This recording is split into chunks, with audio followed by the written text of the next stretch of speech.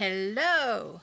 Today we are going to paint our whimsical baby bird. Finally, we're to the point where we can have fun with this paint. There are a few things you will need. You will need the picture that you drew of the whimsical baby bird, and there are videos, and they should be located right close to these, that tell you how to draw step by step how to draw this cute little bird. And then there is a video on how to ink it, and none of this takes very long. Now you should have this drawn on a piece of paper that will let you watercolor on it, that tolerates water. Actually, right now I'm using a piece of mixed media paper. You can try that, and really, for what we do, this works pretty good. Or you can use a piece of watercolor paper. You will draw directly on that paper and ink directly on that paper. So we need our picture. We need, well, tape. Can you believe we need tape? And I like painter's tape because it doesn't tear the paper too bad. If we're careful, it won't tear it at all. And we want to tape our picture down on like a clipboard. Or right here, I got this in the cooking section. It's used to roll out pie or cookies or things, and it's nice and slick, and it makes a wonderful artboard. Or if you're really brave, and you're the adult in the family, and want to tape it to a piece of tabletop, go for it. Now, I have a beautiful board my husband cut out for me out of slick wood that makes a beautiful piece to tape to. Now, why do we do this? Because paper wrinkles when it gets wet. If we tape it down, it eliminates some of that. Now, there's other methods you can use, and perhaps when you get so good you're selling your artwork, you may want to do that we call stretching our canvas. Now, that's something we aren't going to get into because this method works just fine for what we're doing here. All right, now we are all taped down. Now there's a few more things we need, and there's a few things we need to do to get ready to paint. Obviously, you need your paint. And as I have promised that on our website and our videos, we are going to use inexpensive materials. There are beautiful paints out there that you can buy, and as you progress, you will want to do that. But we are staying with the kind of paint that you can go to a box store like Walmart or your grocery store or your pharmacy and pick up. And no, they probably aren't the best paints in the world, but they work, they paint, and with a little effort and knowledge, you can make some pretty good paintings with these things. Now, what I'm using today is a Crayola washable watercolor. It's a 16 count. So most of you probably took them to school, maybe used them, maybe didn't. I find that most students never taught how to actually use a watercolor, so even though they had these paints, they didn't know how to use them, and no wonder people think they don't work because they're not taught how to use them. Okay, so we have some paint. You will need water. Any container you have.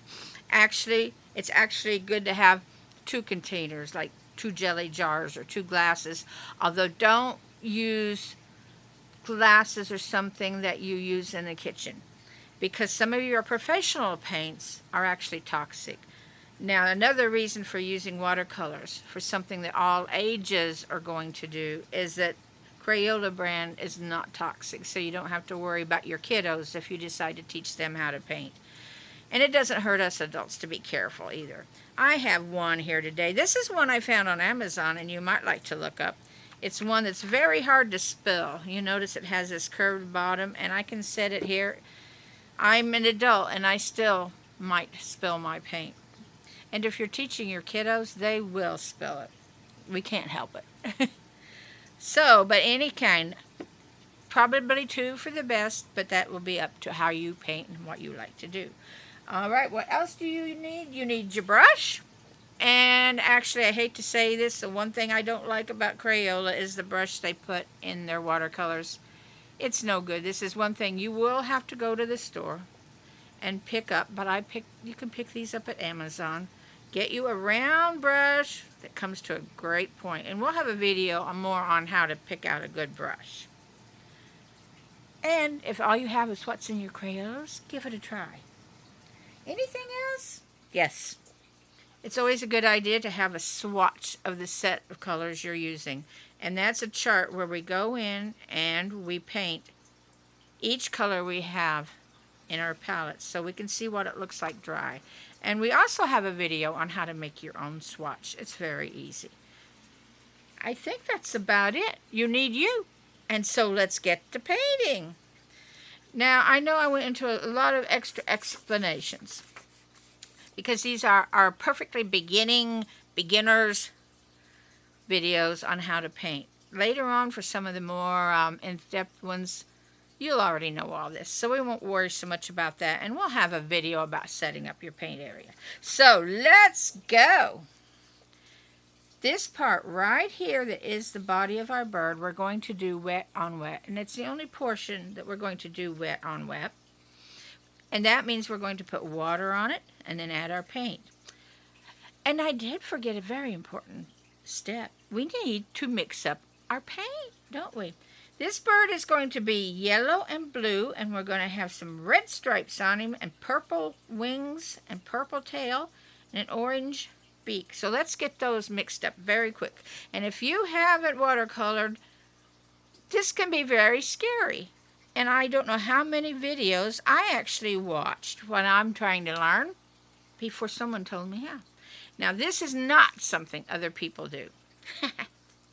Most of the time, they will... See, get my water here where you can see it. Is there any place where you can see it? Let me move my paints down. Okay. Most of the people will get the brush wet, bring it over, and dab some water on. But you know what?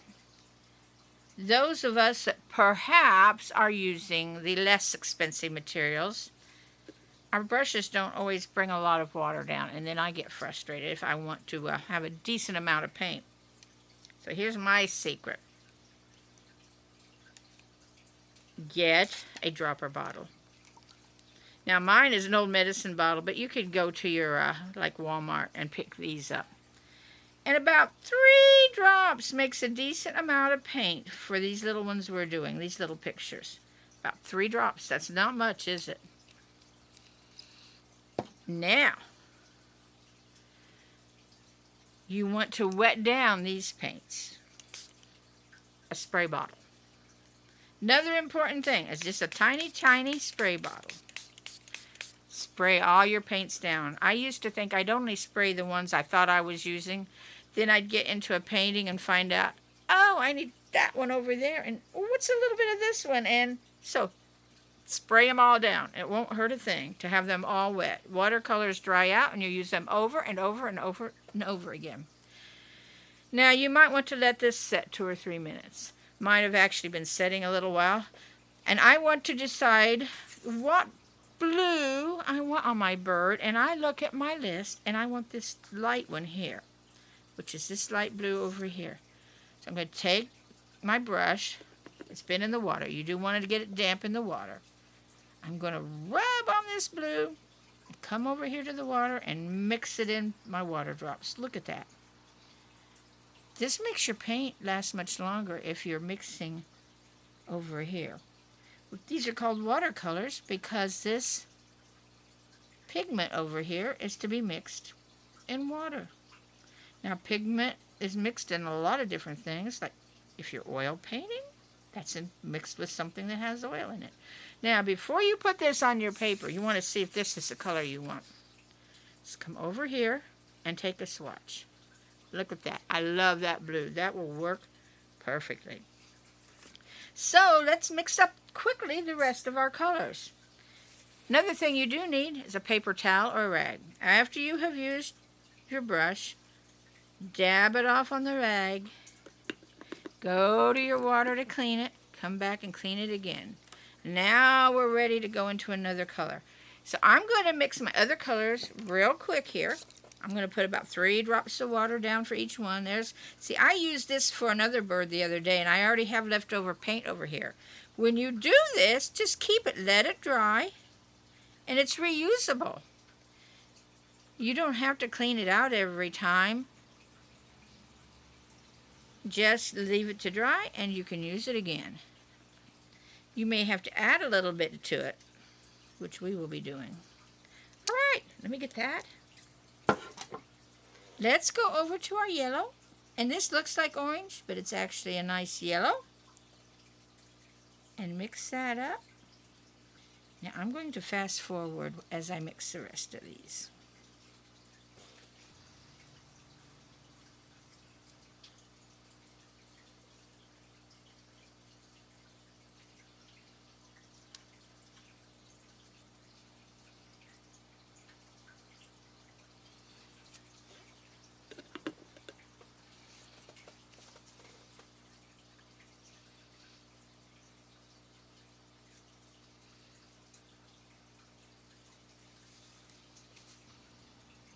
All right, let's start painting.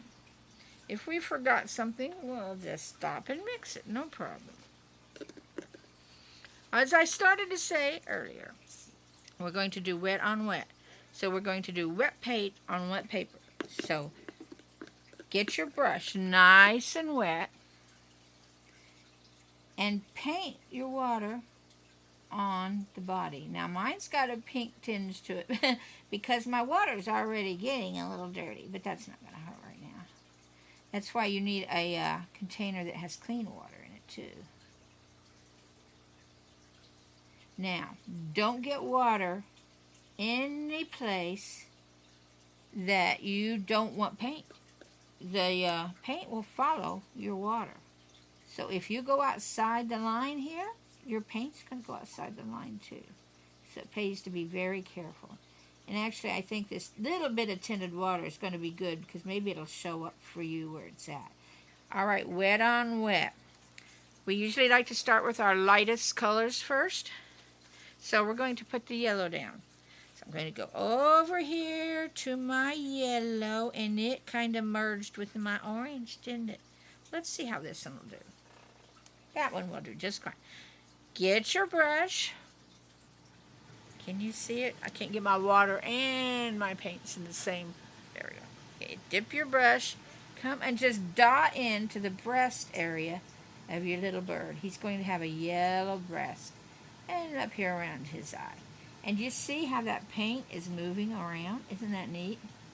You don't have as much control over wet and wet as you do over just putting your paint on a dry piece of paper. That's the interesting part about watercolor. Sometimes it does what it wants. Now I like to, after I've dropped it here, I like to pull my colors out to the edge. I don't put it close to the edge to begin with because this gives me more control to pull it to the edge. When you're working wet on wet, it has to be wet, so you don't want to get up and leave it at this point. We want to add our blue before you stop. Now I have a pretty good puddle here that I don't like. If you have a puddle of paint, just dab your brush in it and wipe it off on your paper towel. And there we go. We have our yellow breast down. Now we want to quickly add in our blue. Clean off your brush, dip into your blue, and dab it here. Woo! Now I had a nice heavy load of blue, didn't I? Anytime you get too much, just wipe it off. All right, now I'm going to pull the color to the edges.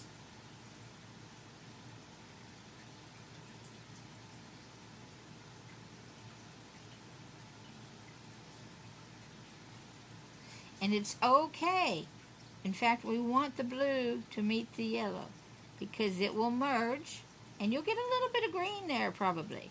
Blue and yellow mixed together makes green.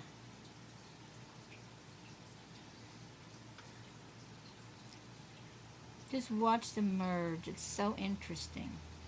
This is maybe one of the neatest things about watercolor. All right, now our body of our bird is already done. We need to let that dry. Clean off my brush. Now, here's another thing about watercolor. We don't want to paint right now close to anything that's wet, because when we come along with wet paint here, it'll merge with that, just like these two merged. And I don't want these colors to merge. So I need to paint somewhere that's not touching the body. So I'm going to put in the red lines on this little birdie's tights, because I can start here and not touch that. So I want these to be red. I'm going to dip into my paint. We are not going to pre-wet our paper. We're going straight to the dry paper and just paint this on. You have a lot more control of your paint going wet paint onto dry paper, wet on dry. And let's paint our stripes.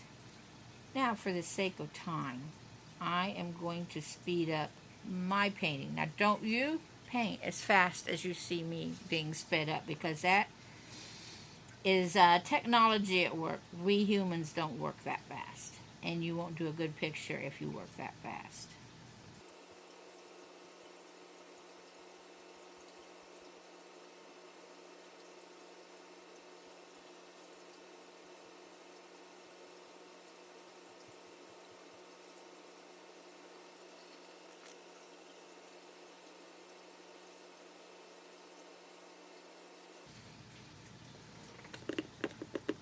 Okay, we have our red leggings painted. Now, if yours is like mine, this is still a little wet, so I want to paint something that's still not touching. And this beak should be just perfect for that. So I have my cleaned brush. I'm going to dip into my orange, and I'm going to do the brush. I'm going to do the beak.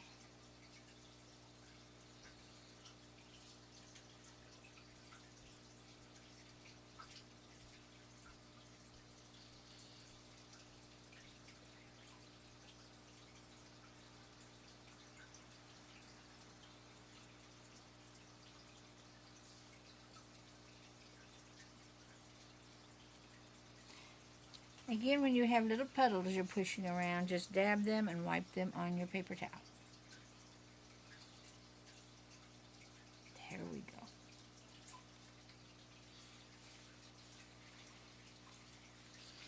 Now, things are still pretty wet. And one thing I didn't tell you you needed to have for watercoloring is patience. And you do need patience, because certain things have to dry before you can move on. And I would suggest for you that maybe you wait about 5 more minutes to do these, because they are attached. But since I'm videoing and you won't want to wait that long, I think I'm going to go ahead and do these, because they meet just a little bit there, but not much. So I think we'll be fine. These would be a little harder because they meet all the way along there. So I'm doing these purple. So I'm going to dip into my purple. And here we go. Now, if you want a lot of paint on your brush, let me give you a tip here.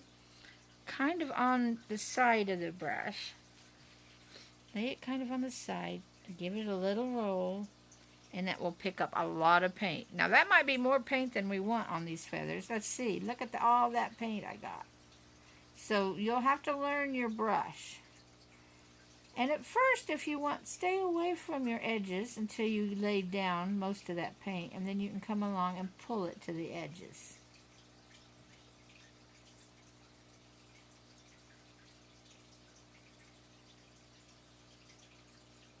This is something that'll take practice, and I'm a learner too. I believe that we are all always learners. We may have learned a lot. I may have learned things you haven't learned. But there's so many things that others know that I don't. So we are always learners. And I especially am, because in all honesty, I have just taken this up not that long ago, and I find I love watercolor.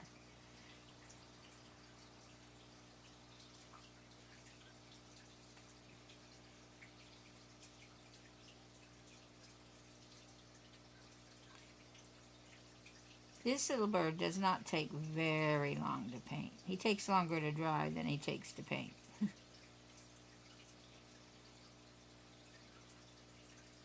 All right. Well, I'm going to try for these. If you see any shine here, and it depends on how much water you put on, if you see shine, don't even try, because it'll float right on over into it. Mine's a little damp, and it would be best if I waited, but I'm going to go ahead and do these.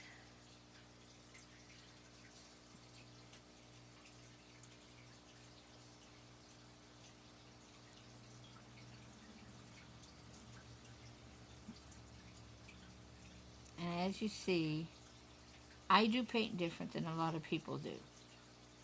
I like to put my paint down close to the middle of my object I'm painting and then bring it out to the edge. And you may like that method, or you may find another method. There are so many people that are teaching on the internet now. You can find all kinds of great teachers and methods to paint, and we all develop our own way of doing it. There, we made it. I don't think I have anything going into my body of that bird. What else do we have? I do want to paint this little ring around the beak and around the eye. It's what's wonderful about these round brushes. You can make nice fat lines, or you can make teeny tiny ones with the very point of it. Now I want to use a dark brown here, and I have a dark brown here on my palette. Be sure I'm getting the right one. And if I want just a teeny bit of paint and I want it to be fairly dark, dip straight into your pans of paint over here. Let's see if I got enough. Mine's drying out a little. Anytime they get dry, just spray more water. See how you can paint this tiny little line with the tip of your brush. Take great care of your brushes. Again, that will be another video where we basically talk about the care of our supplies.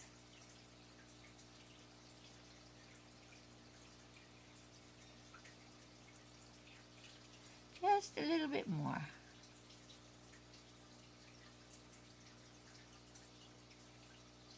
There we go. And I think we have this guy painted. Let's put some grass under his feet. I clean my brush. Now you can go farther and you can do more things. As this dries, I'd say if you let it dry overnight or for an hour or two even, you can come in here and add some darker purple and make some shadows. You could do all kinds of things. But that takes some drying time. And you may like it just the way it is. Let's see. Grass. I have some green mixed up already. I'm going to roll my brush into that green, and I'm just going to kind of swish across here. Irregular grass. Grass isn't perfect. Now, though, we are going to do something really neat. Take your brush and just flick up. Flick up from that green, and we will get blades of grass. Isn't that neat? Wonderful grass. Now you have to work fairly quickly before this green dries. There we go. We got grass under him. And we are done except for one thing. Clean our brush off. Find your pen. And sign it and date it.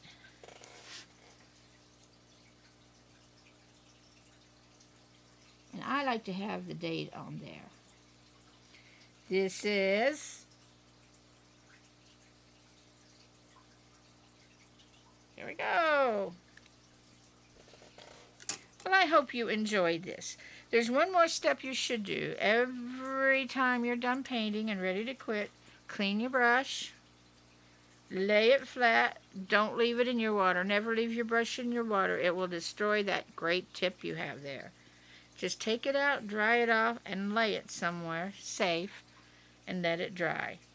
And then your paints will have to stay open a little while. You let them dry.